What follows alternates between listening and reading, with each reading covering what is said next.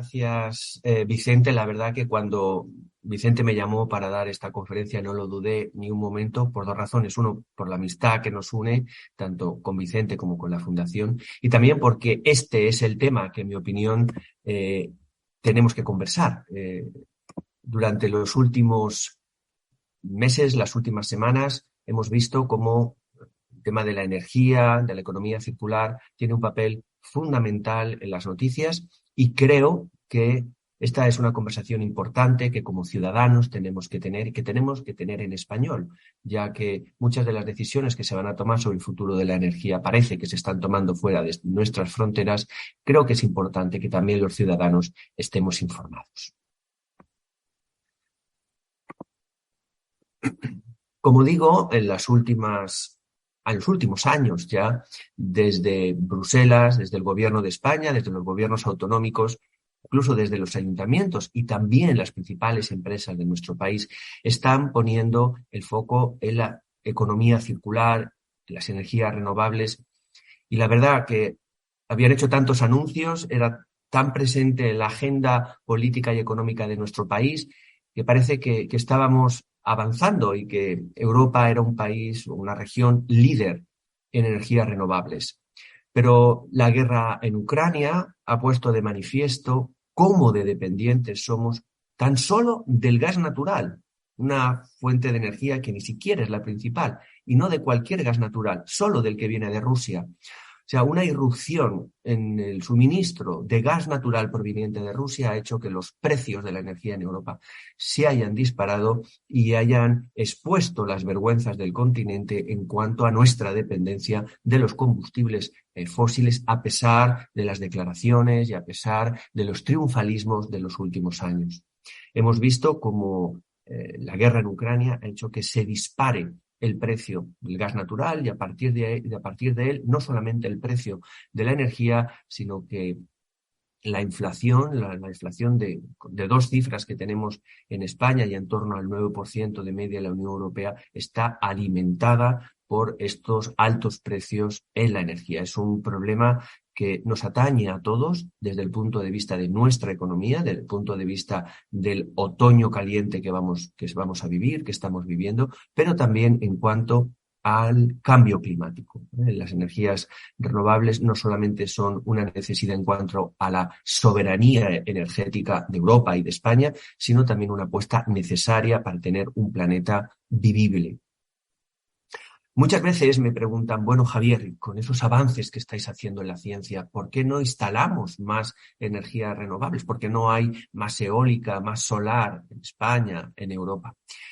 Bueno, en los últimos años hemos avanzado muchísimo. Sería injusto decir que Europa no ha hecho una apuesta decidida por las renovables, pero hay algunos temas, digamos, que son técnicos.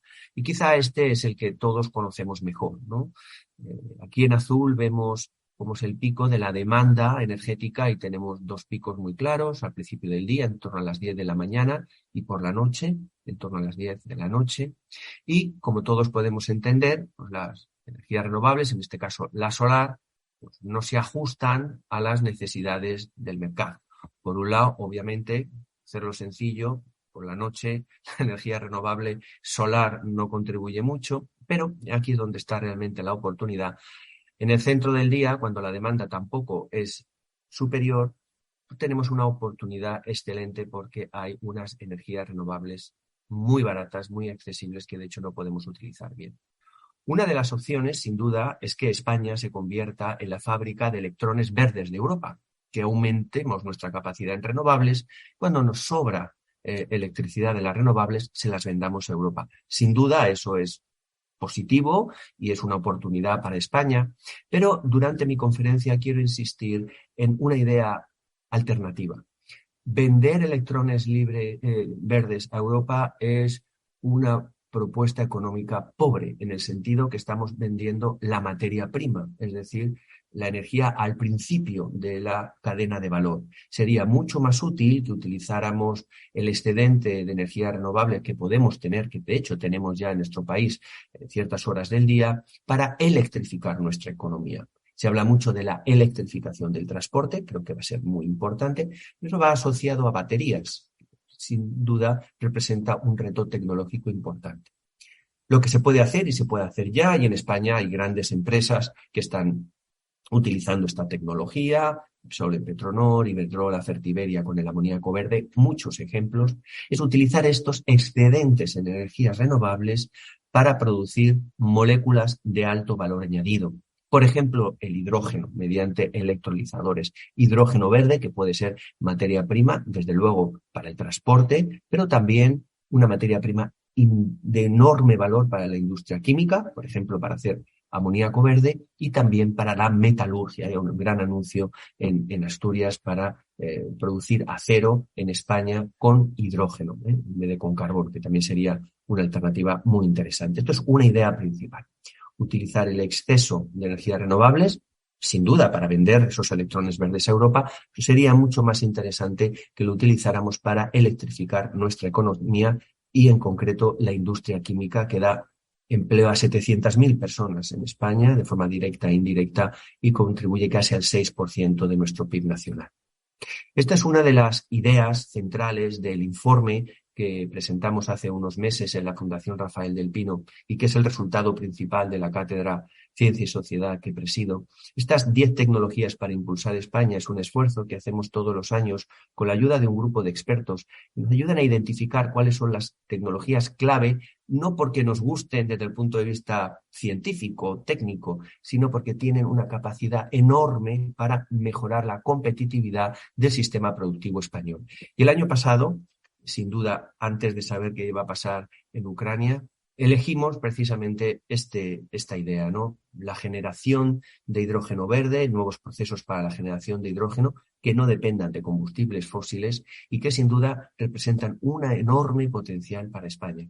De manera que podamos utilizar ese exceso de renovables, de energía procedentes de las renovables en vez de los combustibles fósiles para generar un hidrógeno libre de CO2 que nos permita generar moléculas de alto valor añadido y también hidrógeno para el transporte.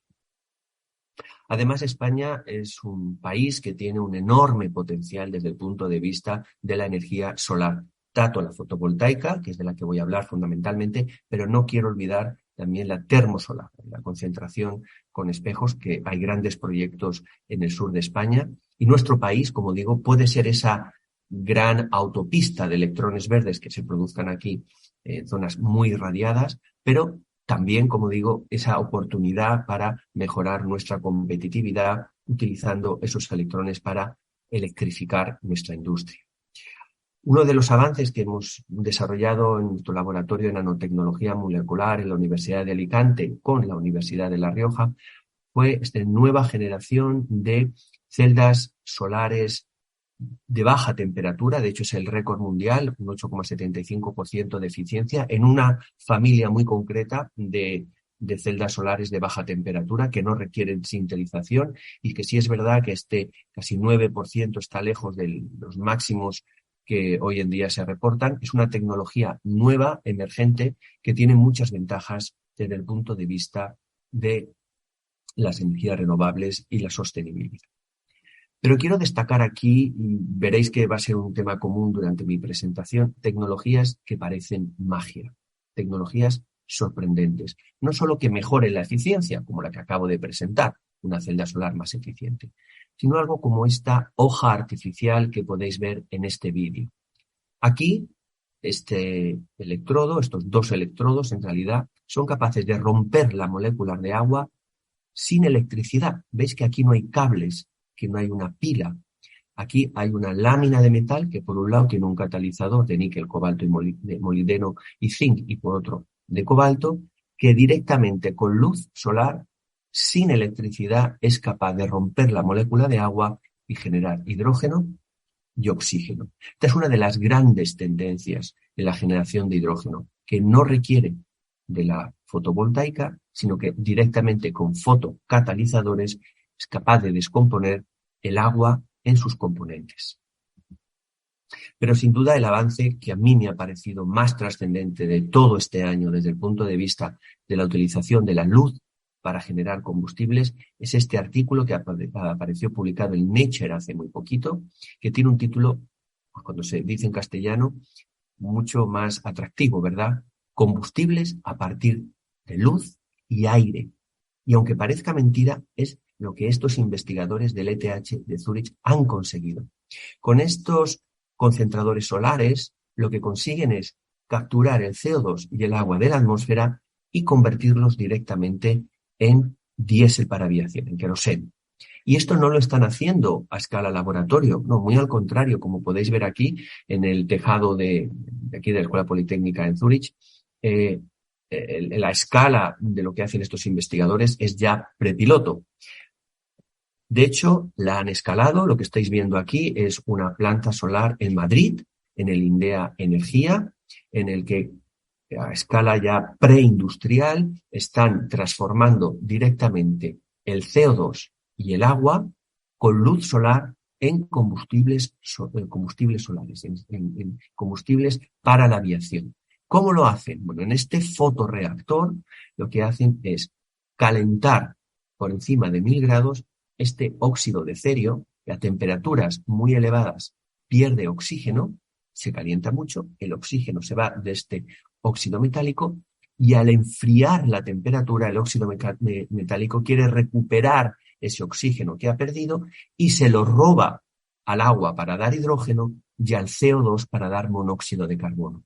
Y esta mezcla monóxido de carbono-hidrógeno es una mezcla muy especial, le llamamos gas de síntesis en química, porque con unos catalizadores que conocemos desde la Segunda Guerra Mundial, los catalizadores Fischer-Tropsch, somos capaces de transformar estos gases tan sencillos, monóxido de carbono e hidrógeno, lo que podéis ver aquí en la pantalla, en combustibles.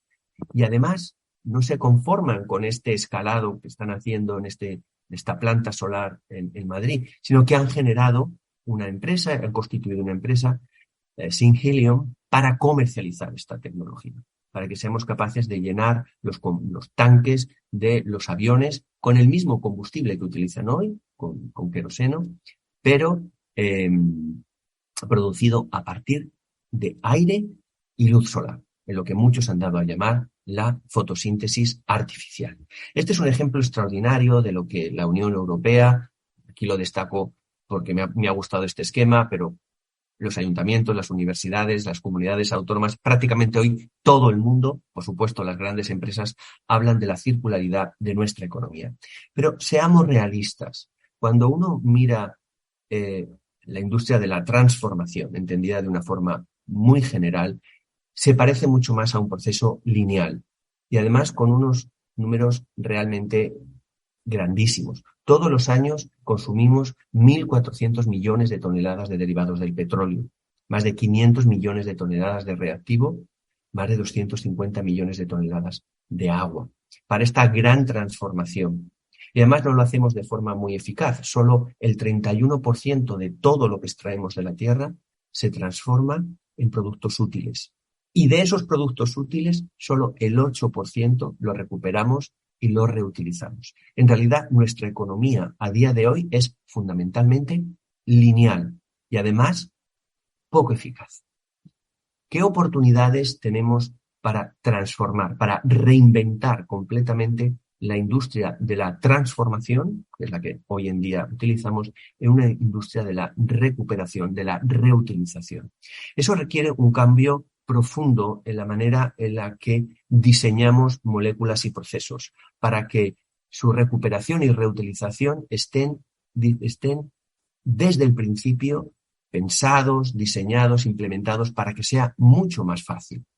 Este fue el tema principal del artículo que escribí para El País, Química Circular, cómo construir una nueva economía a escala molecular, en el que explicaba precisamente eso, ejemplos concretos de nuevos materiales, de nuevas moléculas que desde el principio están diseñadas para que su recuperación y reutilización sea fácil.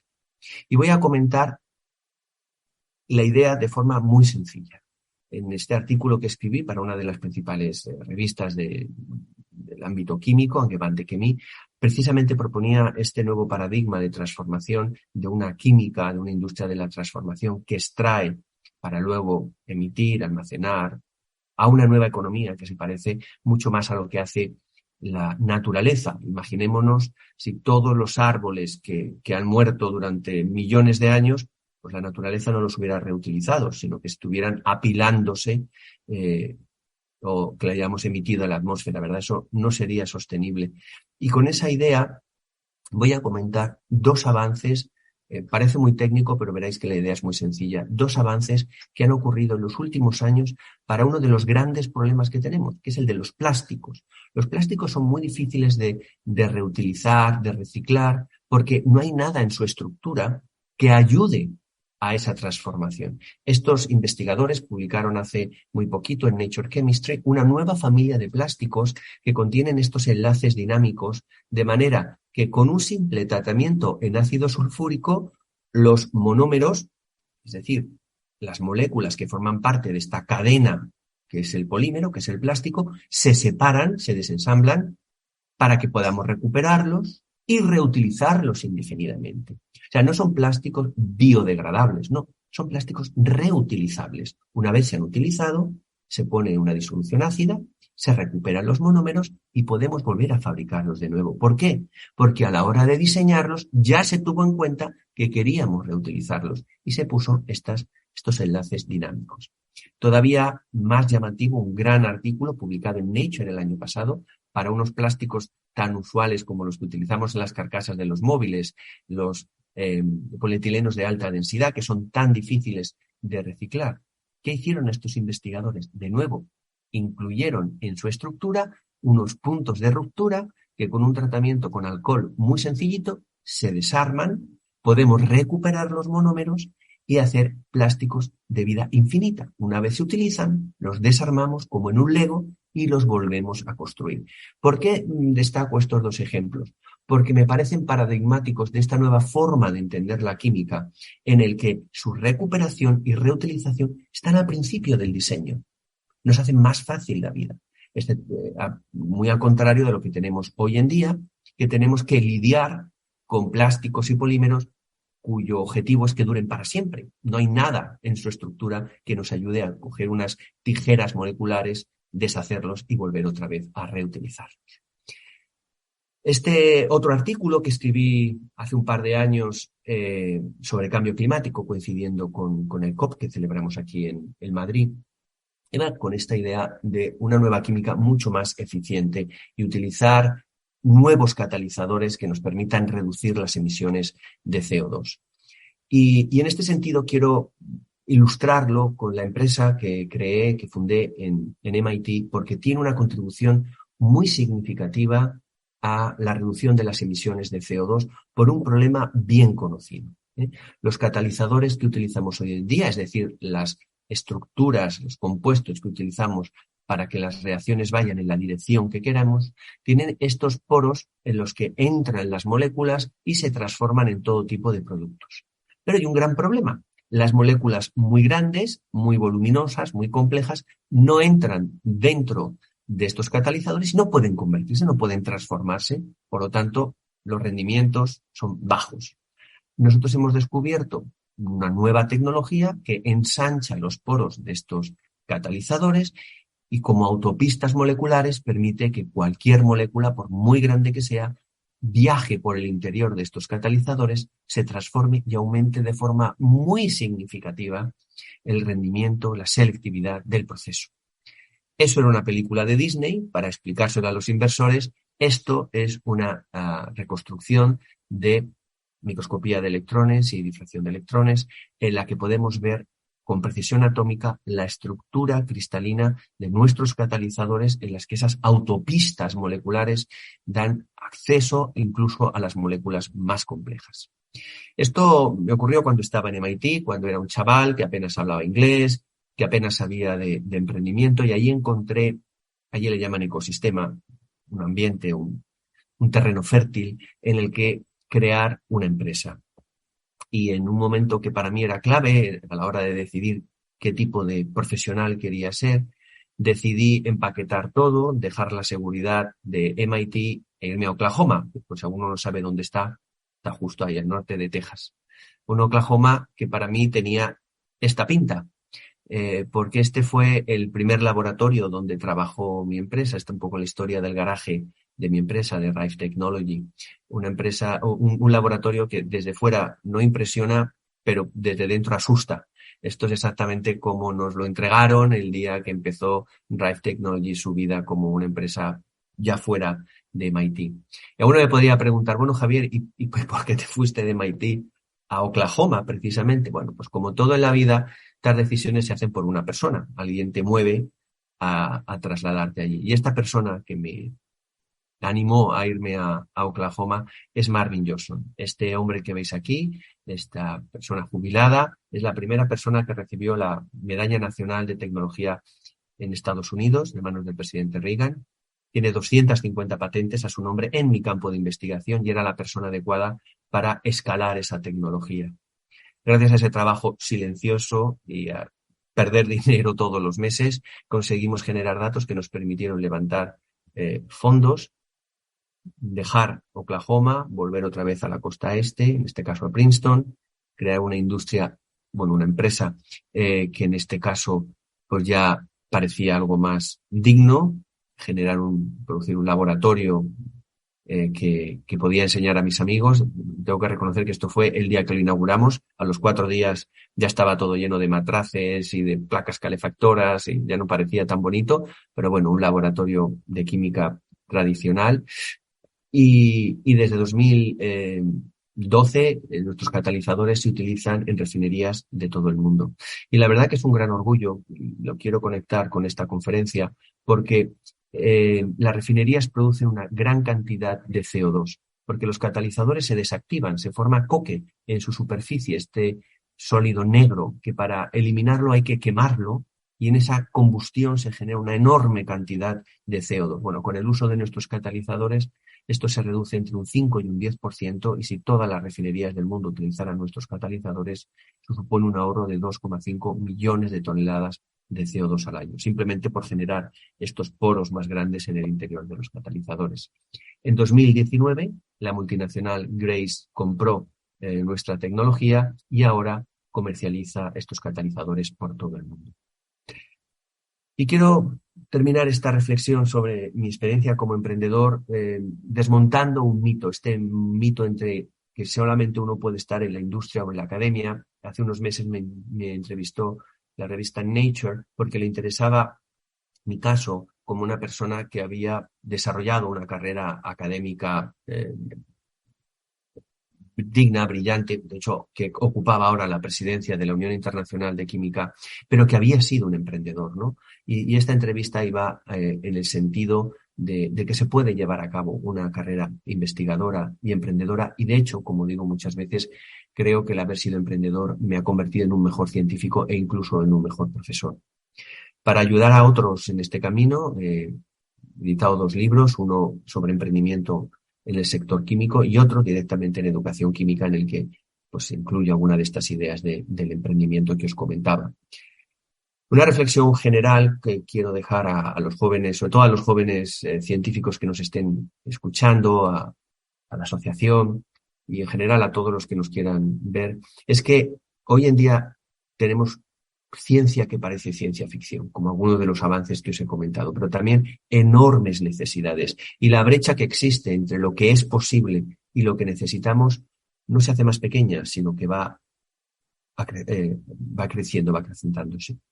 Y estoy convencido que el emprendedor o la emprendedora científica, esa persona que quiera acercar el descubrimiento al mercado, va a ser el gran agente transformador del siglo XXI, porque él o ella van a hacer no solamente los descubrimientos que tanto necesitamos, sino también nos los van a acercar a todos. Va a hacer que ese tiempo que transcurre entre el descubrimiento y la aplicación sea mucho más corto. Y para aquellos que estén ya con las manos en la masa pensando o dando los primeros pasos para crear su empresa, les animo a utilizar esta serie de podcasts que creó Nature. La verdad que puso una cantidad de horas y de recursos increíble. Nos entrevistó a un montón de científicos que habíamos emprendido para generar podcasts muy cortitos sobre aspectos claves del emprendimiento científico, cómo hablar al inversor, cómo transferir la tecnología desde la universidad, cómo proteger tu tecnología, cómo crear un equipo no solo de científicos, sino de gente que sea capaz de desarrollar esta tecnología. Creo que a día de hoy es el mejor recurso, es un recurso gratuito, una serie de podcasts en Nature sobre científicos que ya han emprendido. Un poco con esta idea de romper el mito entre industria y academia. Y ya para terminar, 2 ideas sobre lo que estamos haciendo en la Unión Internacional de Química por la Economía Circular. En primer lugar, lo primero que hacemos y más importante es generar el lenguaje de la química, la terminología propia, los datos verificados, las mejores formas de medida y todos aquellos datos termodinámicos, cinéticos, de solubilidad que necesitamos para llevar a cabo nuestro trabajo. Esto lo hacen voluntarios de todo el mundo que generan los datos y las mejores formas de medida para toda nuestra comunidad. Química verde y química para el desarrollo sostenible es una de nuestras divisiones que abarcan todos los comités en los que trabajamos. Es una de nuestras actividades transversales que generan congresos, libros y publicaciones todos los años. Además, uno de nuestros principales proyectos sobre la nueva química, sobre la nueva forma de educar a los jóvenes en química, es esta idea de pensamiento en sistemas, system thinking, para educar a una nueva generación de científicos que no solamente entiendan las moléculas, el enlace, la reactividad, sino que conecten el mundo molecular con las necesidades de nuestro mundo. Me alegra decir que el 25 de este mes, el 25 de septiembre, tuvimos la primera conversación global sobre sostenibilidad. Decenas de ciudades de todo el mundo se celebraron actos para tener conversaciones sobre qué tipo de mundo queremos construir juntos y cómo la ciencia y la tecnología nos pueden ayudar. Este tipo de actividades globales están teniendo un éxito enorme porque lo que queremos es dejar de predicar, dejar de contar a los demás dónde está la ciencia, qué es lo que es posible y empezar a escuchar, y por eso esta actividad le hemos llamado conversación, en el que los científicos no solamente explican lo que es posible, sino primero escuchan las preocupaciones, las aspiraciones de las personas que al final se van a ver afectadas por los avances tecnológicos. Y todo esto ocurre en un año muy especial. Este es el Año Internacional de la Ciencia Básica para el Desarrollo Sostenible. En el pasado hemos celebrado el Año Internacional de la Química, de la Matemática, de la Física, un poco autocelebrándonos, los físicos celebrando la física, los químicos la química, y este año nos hemos puesto de acuerdo todas las uniones internacionales con un solo mensaje: la ciencia, los datos, las evidencias son claves para construir un mundo mejor. Y es la investigación, la ciencia, que nos va a sacar de estos problemas tan graves: cambio climático, escasez de recursos, contaminación, pobreza, que todos sufrimos, obviamente con los objetivos del desarrollo sostenible en mente.